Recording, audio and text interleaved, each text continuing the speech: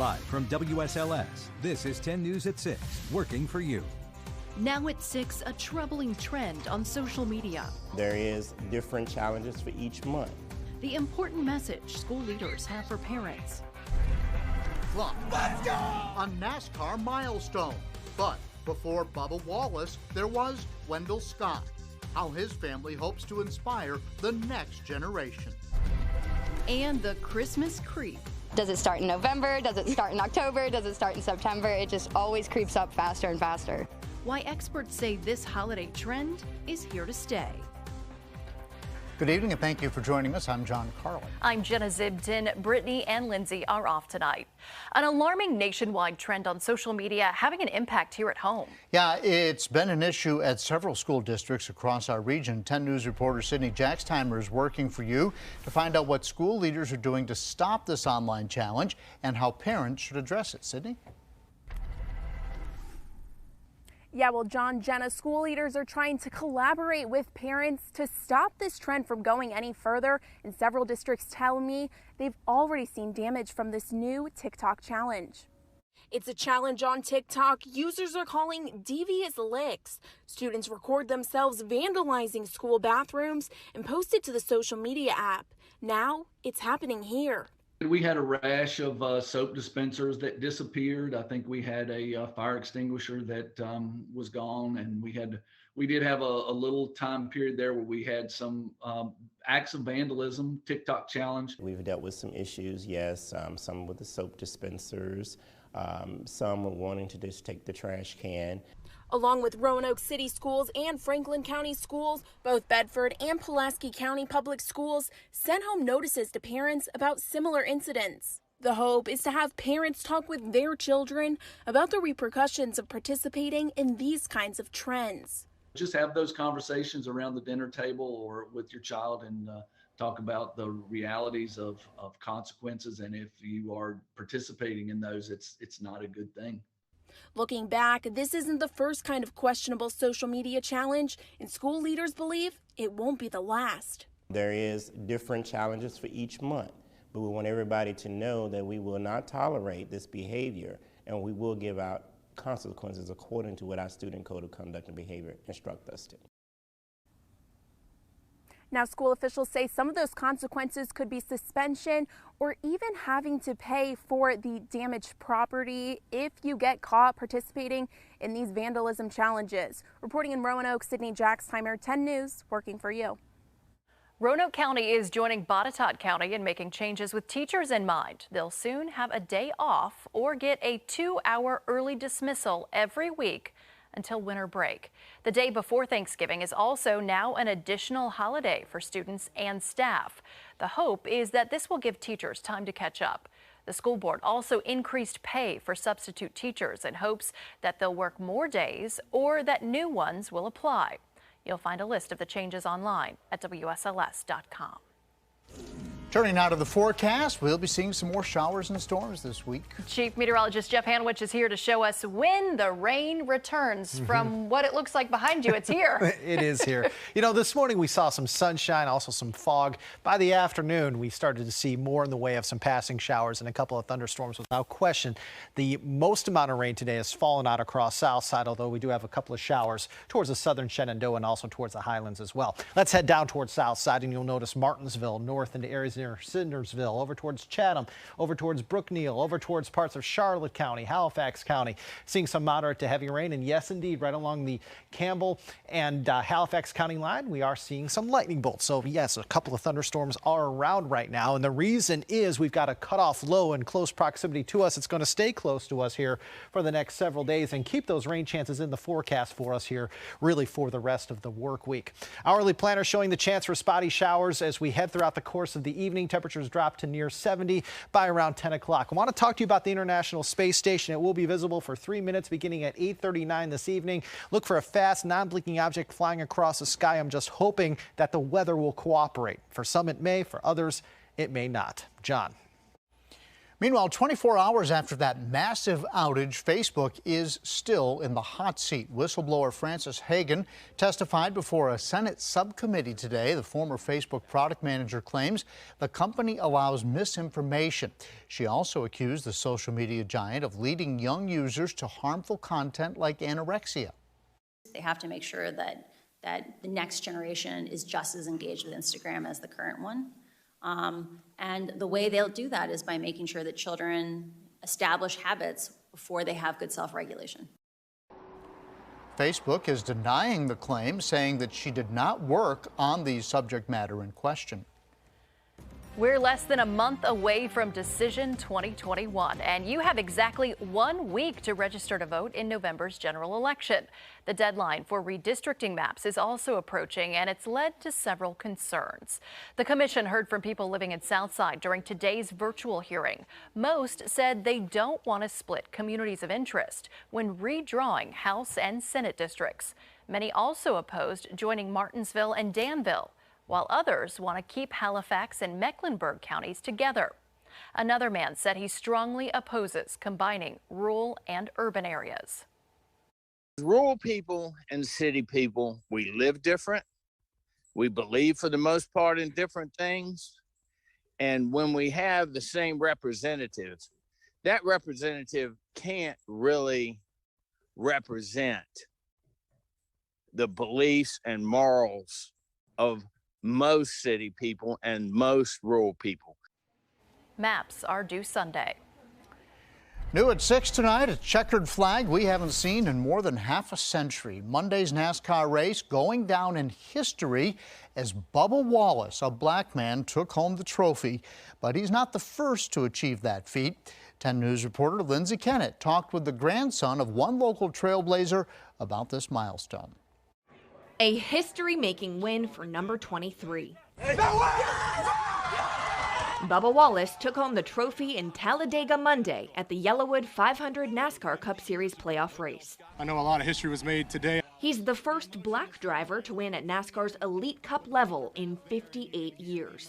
I never think about those things, and when you say it like that, it obviously brings a lot of emotion, a lot of joy to my family, fans, friends. But Wallace isn't the first. Danville native Wendell Scott paved the way. Up until Monday, Scott was the first and only African-American driver to take home a Cup win back in December of 1963. I really waited for this moment my whole life because it was something that was such a long time coming. Scott's grandson, Warwick Scott, says Wallace's win is helping push the sport toward a more diverse future. It means a tremendous amount for African-American culture. Is proving that if you apply yourself and believe in yourself, that you can really achieve great things in the face of insurmountable odds. Wallace said he hopes to inspire the next generation. You always got to stick true to your path and not let the nonsense get to you, and stay strong, stay humble, stay hungry. There's been plenty of times where I wanted to give up, and you surround yourself with the right people, and it's moments like this that you appreciate. Scott says his grandfather would have been proud. Papa would have been ecstatic for Bubba. He would have been right there rooting him on. Lindsay Kennett, 10 News, working for you. What a story. Art inspired by loss, the unique way one mom is putting a face on drug addiction. Plus, stories of hardship and resilience, how one local author is being recognized.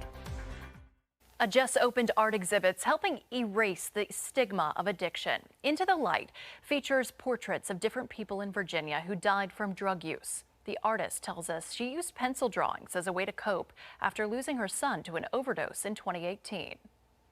There is such a need everywhere. We hear statistics. 93,000 people died last year from overdose, but we don't see the faces of these people, so we offer that.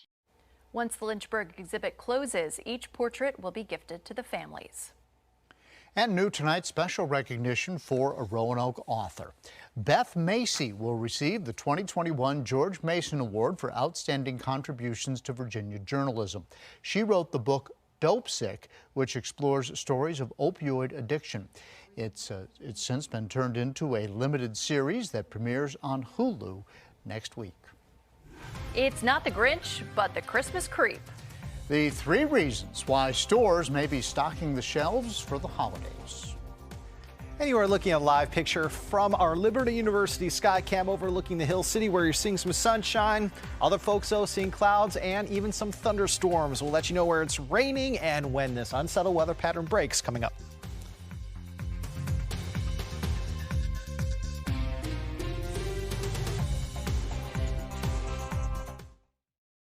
Some stores are already stocked for the holiday season, and we haven't even reached Halloween.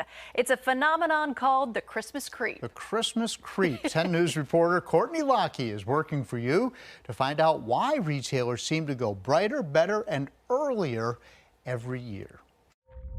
In the season of pumpkins, goblins, and ghouls, those like Catherine Thomas and Hudson Robertson prefer to live in the moment. I think it's too soon. Way too soon. Halloween isn't even here yet. But in a world where retail rules, Christmas continues to creep up year after year. Everywhere. Yeah. In Walmart, it's already up. People have Christmas decorations out. Yeah. On the other hand, some people say it's too early, but I like it. I really do love Christmas. If you can't beat them, join them. I have to say, I've fallen into the trap myself. Whether it comes too soon or it can't come soon enough, the Christmas creep is here to stay. As companies needed to supply customers with products that were increasingly imported in the 1960s and 1970s, they needed to get those catalogs in the hands of consumers early enough to cover their shipping times. The conflicted consumer driving demand. Research has found that about 40% of shoppers will do their Christmas shopping in October, so retailers aren't stupid. Unease of a pandemic-driven supply shortage. People are worried that they're not going to be able to get Christmas products closer to Christmas, so they're starting to buy now just to be safe. And American culture. Christmas is a time of joy and happiness and celebration. Anytime we can get Christmas in the hands of people early, it means people are going to be more excited and likely to buy more products. In Lynchburg, Courtney Lockey, 10 News working for you. Your local weather authority, always watching and tracking for you from the JES Weather Center. Some sunshine around right now, some rain and thunderstorms around right now. First and foremost, you'll notice that the rain is most widespread across South Side. All of this moving to the north, 20 to 25 miles per hour. Among the locations seeing some heavier downpours, Oak Level, Martinsville, Sinnersville, Southern Franklin County. Very strong thunderstorm right now. Right along the Franklin-Henry County line, you head further to the east, areas of Pittsylvania County, right along Highway 57, also seeing some moderate to heavy rain. We're going to continue to have that chance for some heavier downpours for the next couple of hours. When the sun goes down, the air will start to stabilize. Future tracker showing, though, that even when the air stabilizes, that doesn't mean the end of the rain. The rain is going to hold on off and on with scattered showers most of the night tonight, okay? Notice at 4 a.m. we're still going to have some rain around. It's not going to be everywhere, but it's still going to be around. 9 a.m. Wednesday, a couple of showers will no doubt be out there for us, with the rain becoming perhaps a little more widespread as we head into the afternoon on Wednesday. Wednesday night, still some passing showers and a stray storm cannot be ruled out. And that means on Thursday morning, we'll have a few showers as you head out the door. It looks like that chance for some rain will still be in the forecast on Thursday afternoon. So you need to know we're not talking washouts here, but there will be rain around for a lot of time frames for us here over the next 2 days or so. But you'll notice, for example, Thursday at 3 p.m., the NRV will be getting wet, while perhaps areas near South Side won't be nearly as wet. And the reason for that is we have this cutoff low that's just going to kind of meander to the south, to the north here, and eventually to the east over the next couple of days. And that's going to be the catalyst to bring us rain chances all the way through Saturday. By Sunday, this pattern will finally change. Now, as far as your weather impacts, as far as additional rainfall, for most, we're looking at anywhere between about 1/2 inch to 2.5 inches of rain, with isolated higher totals possible. The flood threat is a little bit higher to the south, but yes, we could even pick up on a couple of thunderstorms today, tonight, even into tomorrow. I think when we turn cooler late week, week, the chance for instability will indeed go down. Into the tropics we go. We're watching post-tropical Sam sending snow into portions of Iceland and Greenland. A very low chance of an East Coast storm developing, but it could certainly bring rain and rip currents towards, say, Myrtle Beach and Cape Hatteras. And the final name on the list is indeed Wanda. Look at the 2021 tropical cyclone names. We've gotten through Victor. There's one left before we start the supplemental list name, which is certainly possible for us to do that here over the course of the next couple of weeks. You're in the 60s right now in the Highlands, also into Wytheville and Hillsville and Galax. You're near 80 in Lynchburg. You're in the 70s out across South Side locations.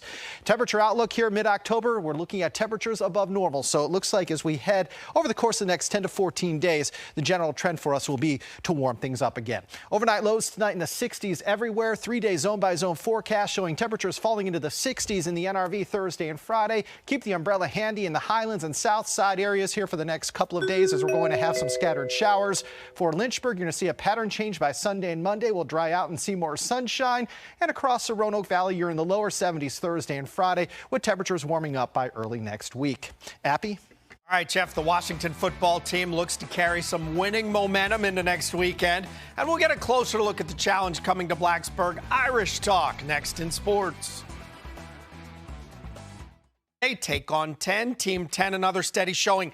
Eric doing a nice job to lead the way this week. Freedom First, led by Jeremiah, who is overall leader in this, by the way, head-to-head with 43 correct. But we are all tied after 4 weeks, 120 to 120. It will be a battle to the end. That said, the Irish are coming. 10 Sports' Brooke Leonard breaks down the Hokies' next challenge. Virginia Tech playing host to Notre Dame in just 4 days. The Irish coming off their first loss of the season last Saturday. Virginia Tech coming out of a bye, giving the Hokies defense extra time to study an offense that operates with 3 quarterbacks. All 3 of those guys do things differently, so we got to know who's in the game and when they're in the game and the situation. Up front, like you said, they're really big. They're a really good offensive line, and they work well together. So for us, we just got to go in there, do our job, and attack them before they attack us. And the offensive attack very well could come through the air, a point of emphasis head coach Justin Fuente has been trying to work on. In the passing game, we got to continue to find ways to get those guys the ball and be more efficient throwing the ball. That's our charge, is we've got to find a way to tailor this thing so that our guys have the best chance to execute and have success. But if there's one thing the 14th ranked team in the nation is known for, it's physicality. Their top 5 defenders have nearly 140 tackles over 5 games. They play hard. Their whole defense plays hard. They play hard the whole game. They're not going to fold. Like, no matter if we get up by a lot, if we get down by a lot, they're still going to go hard as they did from the first place. So we just got to come out and match that same energy and play even harder, because whoever plays the hardest is going to win the game. Kickoff is slated for 7:30 in front of a sold-out crowd here in Lane Stadium. In Blacksburg, I'm Brooke Leonard, 10 Sports. 10 strong week 6. It's still LCA earning the top spot. Second 5 Bassett is into the poll for the first time in the 5-year history of these rankings. Congrats to the Bengals. AL wild card tonight. John Carlin's life is on the line as the Red Sox are playing the Yankees.